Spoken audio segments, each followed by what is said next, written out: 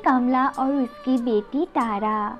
2 साल पहले ही कमला के पति का देहांत हो गया था। तब से कमला अकेले ही अपनी बेटी का दायित्व पालन कर रही है। कमला के पति ने देहांत होने से पहले कमला के नाम पर कुछ ज़मीन छोड़कर गए थे। उसी ज़मीन पर खेती करके कमला किसी तरह से अपनी और अपनी बेटी को पाल रही है। इस ज़मीन के अलावा कमला के पास और कोई सहारा नहीं है। इस साल कमला उस ज़मीन पर गेहूं की खेती कर रही है और खेती बहुत ही हरी भरी हो रही है। ये देखकर कमला बहुत खुश है। कमला उसकी बेटी के साथ इस मधुपुर नाम के गांव में रहते हैं।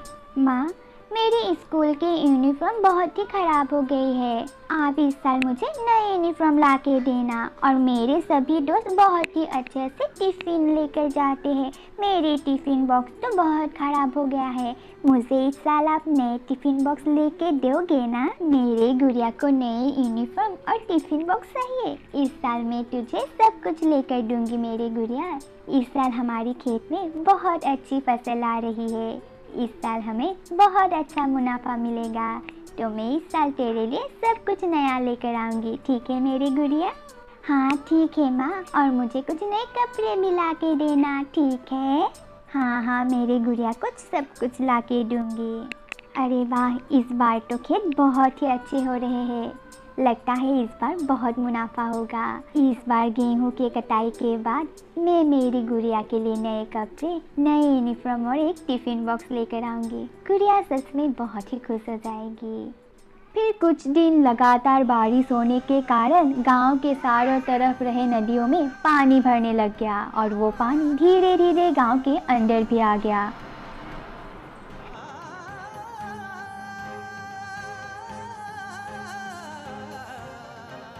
और फिर गांव के सभी लोगों के खेती में पूरी तरह से पानी भर गया।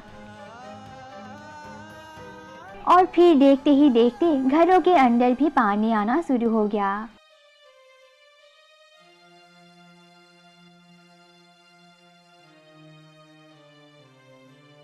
और उस दिन किसी तरह से कमला और उसकी बेटी ने बिस्तर के ऊपर रहकर अपनी जान बचाई। फिर कुछ देर बाद गांव के सभी लोग नाव में उठकर अपनी जान बचाने के लिए गांव से कहीं दूर चला गया। और फिर कमला और उसकी बेटी भी एक नाव के ऊपर रहकर अपनी जान बचाने के लिए गांव से दूर जाने लगा।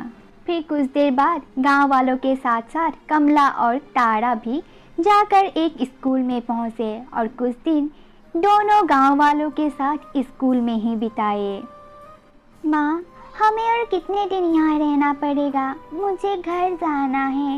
यहाँ पर कुछ भी अच्छा नहीं है। मुझे अपने घर की बहुत याद आ रही है और मुझे स्कूल भी तो जाना है। आपने कहा था ना नई यूनिफॉर्म ला के दोगे, तो कब हम घर जाएंगे? कब आप मेरे लिए यूनिफॉर्म लेकर आओगे?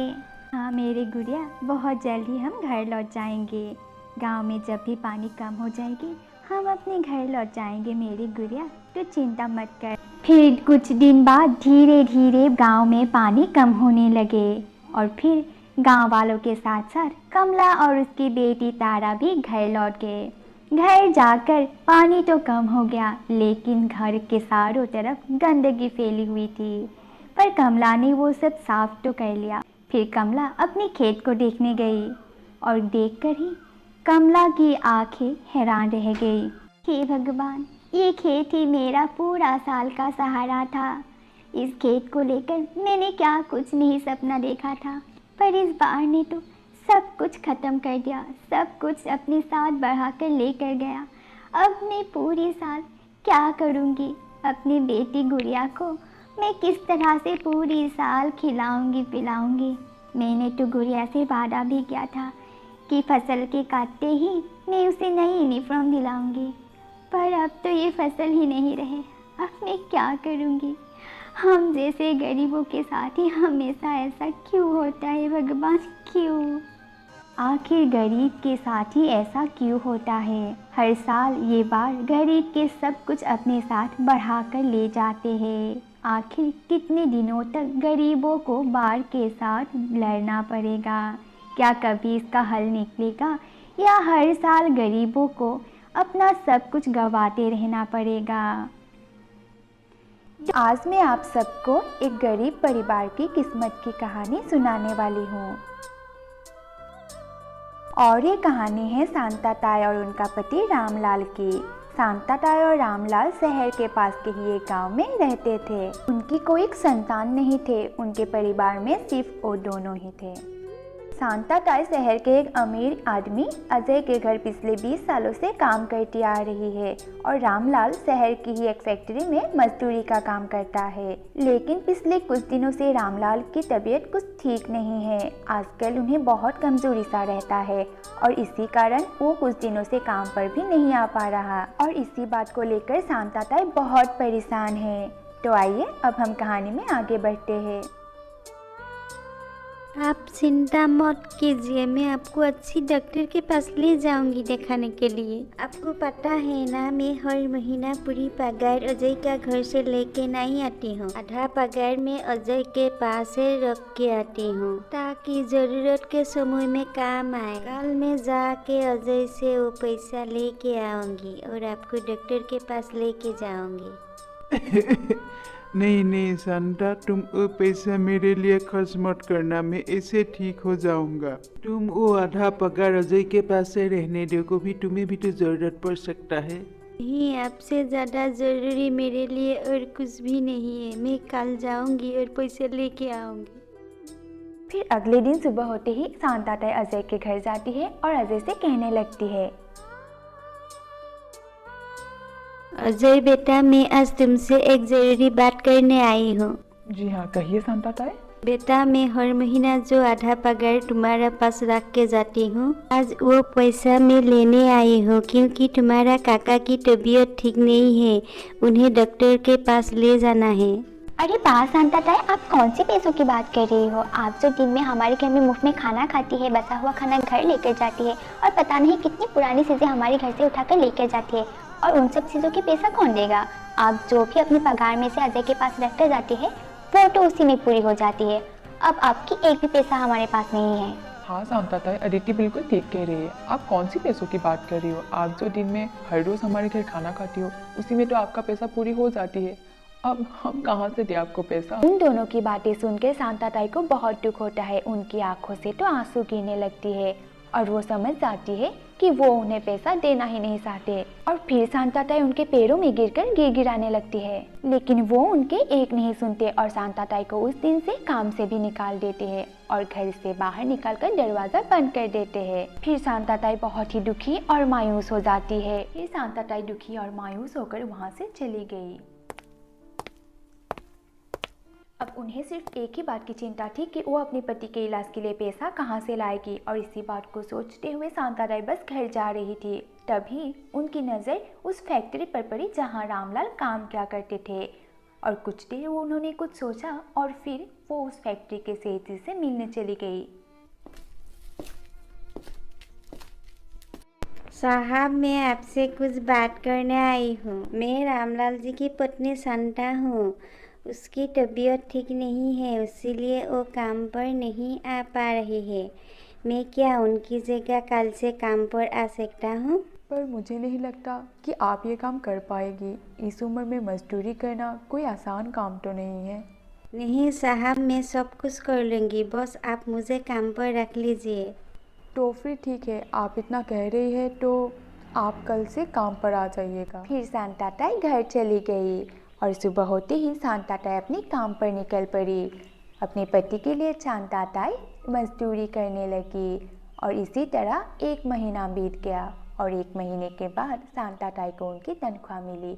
उस दिन शांता ताई बहुत खुश थी क्योंकि अब वो रामलाल की इलाज करवा पाएगी।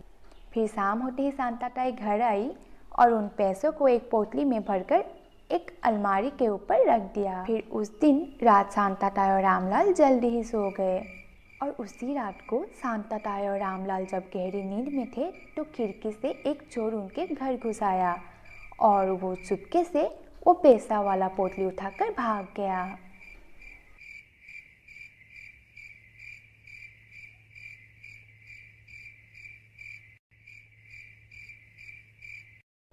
फिर दूसरे दिन सुबह जब शांता ताई की आँख खुली और जाकर उन्होंने पोतली को देखा तो पोतली उस जगह पर नहीं थे। उन्होंने हर जगह ढूंढा पर पोटली उन्हें कहीं नहीं मिली। और फिर सांताटाई को समझ आ गया कि शायद किसी ने रात को ही पोटली चुरा ली होगी। फिर सांताटाई बहुत जोर जोर से रोने लगी। अब उन्हें समझ में नहीं आ रहा था कि आखिर अब वो क्या करेगी। फिर कुछ देर बाद दुखी होकर सांताटाई अपने घर के पास के ही एक मंदिर में चली जाती है और मंदिर के अंदर जाते ही सांताटाई को वहाँ एक बैग पड़ा हुआ मिलता है और वो बैग को उठा लेती है। फिर बाहर जाकर सांताटाई उस बैग के बारे में सबसे पूछती है, लेकिन उस बैग का मालिक मिलता ही नहीं। पता नहीं अदिति, मेरा वॉलेट कहाँ गिर गया। अगर वो नहीं मिला तो क्या होगा। उस पर पैसा तो था ही, साथ ही में मेरे credit card, debit card, PAN, Aadhaar सब कुछ था। अगर नहीं मिला तो पता नहीं क्या होगा मेरा। मैंने हर जगह देख लिया, आज मैं जहाँ गया था, लेकिन कहीं पर भी नहीं मिला। हाँ अजय, पता नहीं तुमने कहाँ गिरा दिया होगा वॉलेट, पर तुम चिंता मत करो, अगर वो वॉलेट नहीं मिली तो हम पुलिस में कंप्लेन कर देंगे। और उधर मंदिर में सांताटाई मंदिर के बाहर ही बैठ जाती है और सबसे पूछती रहती है, पर उन्हें उसका मालिक नहीं मिलता। फिर धीरे धीरे शाम होने लगती है और तब सांताटाई उस बैग को खोल कर देखती है और उन्हें उस बैग पर बहुत सारा पैसा और कुछ कार्ड मिलते हैं, जिनमें से एक कार्ड में अजय का फोटो था। तो उन्हें पता चल जाता है कि ये बैग तो अजय का ही है। फिर बैग को लौटाने सांताटाई अजय के घर आती है। अरे सांताटाई, तुम फिर से आ गई। हमने तुम्हें मना किया था ना हमारे घर आने के लिए, तुम्हारी इतनी हिम्मत। अजय बेटा, तुम्हारा ये बैग मुझे मंदिर में मिला था, मैं वो लुटाने आई हूँ। पर सांताटाई, तुमने इस बैग में से कुछ चुरा तो नहीं ले? अजय, अच्छी तरह से देख लो इस बैग को। अजय बेटा, हम गरीब जरूर है लेकिन चोर नहीं है। फिर अजय को बैग में सब सही मिलता है और फिर उन दोनों को अपनी गलती का एहसास होता है। जिस सांताटाई को उन दोनों ने घर से बाहर कर दिया था, आज उसी सांताटाई ने ये बैग उन्हें लौटाने उनके घर चली आई। अगर सांताटाई चाहती तो वो इस बैग में से सारा पैसा अपने पास रख सकती थी, पर उन्होंने ये बैग आकर अजय को लौटाया। यही बात सोचकर उन दोनों को अपनी गलती का एहसास हुआ और उन दोनों ने सांताटाई से माफ़ी मांगी और सांताटाई का पूरा पैसा उन्हें लौटा दिया। और फिर सांताटाई अगले दिन ही अपने पति को लेकर डॉक्टर के पास गई और फिर 1 महीने उनके इलाज करवाने के बाद आखिरकार सांताटाई का पति बिल्कुल ठीक हो गया और अब वो दोनों खुशी खुशी रहने लगे। पहले तो सांताटाई की किस्मत ने उन्हें धोखा जरूर दिया था, पर उनकी अच्छाई ने उनकी किस्मत बदल दी। ये है गायत्री देवी और उनकी छोटी बहू रिया। रिया को वो खुद पसंद करके अपनी बहू बनाकर लाई है। रिया एक बहुत ही अमीर घर की लड़की है और इसीलिए वो अपनी बहू रिया को बहुत प्यार करती है, क्योंकि रिया अपने साथ दहेज में बहुत सारी चीज़ें लेकर इस घर में आई थी। और ये है गायत्री देवी की बड़ी बहू अनोखी। अनोखी को उनके बड़े बेटे अनुज ने अपने पसंद से शादी की है और अनोखी एक बहुत ही गरीब परिवार की लड़की है, इसीलिए गायत्री देवी उन्हें प्यार नहीं करती, क्योंकि अनोखी दहेज में अपने साथ कुछ भी नहीं लेकर आई थी। और इसी बात को लेकर गायत्री देवी हमेशा अनोखी को कुछ ना कुछ सुनाती रहती है।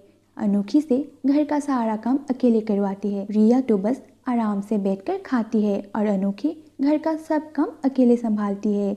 सबके लिए खाना बनाना, घर की साफ सफाई करना, सबको खाना परोसना, हर एक काम। लेकिन फिर भी गायत्री देवी अनोखी के हर काम पर कुछ ना कुछ कमियां निकालती है और उसे डांटती रहती है, पर बेचारी अनोखी कुछ नहीं कहती, चुपचाप सब कुछ सह लेती है। अरे माँ जी, मेरी वॉशिंग मशीन ना ख़राब हो गई है, मैंने नहाकर ऐसे ही कपड़े रख दिए, मैं हाथ से कपड़े नहीं धो सकती ना, अब क्या करूँगी?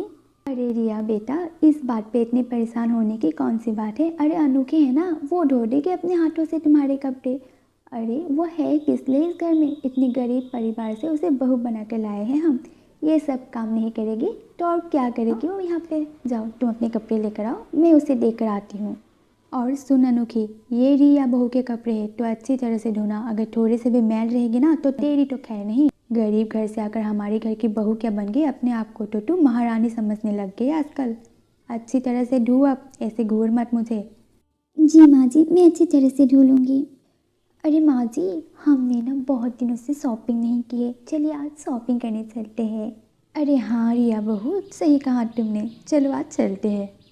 माँ जी, मैंने घर का सारा काम कर लिया है और बाज़ार से मुझे भी कुछ सामान लाना है, क्या मैं भी आप लोगों के साथ चल सकती हूँ? बड़ी आई हमारे साथ चलने वाली, कोई ज़रूरत नहीं है तुझे हमारे साथ आने की। तुझे जो भी चाहिए अपने पति से कह देना, वो ला कर देगा तुझे। चलो रिया बहू। अपनी सास की बात सुनकर अनोखी को बहुत दुख हुआ, पर फिर भी वो अपने पति से भी ये बात नहीं कहती। वो चुपचाप अकेले ही सब कुछ सह लेती है।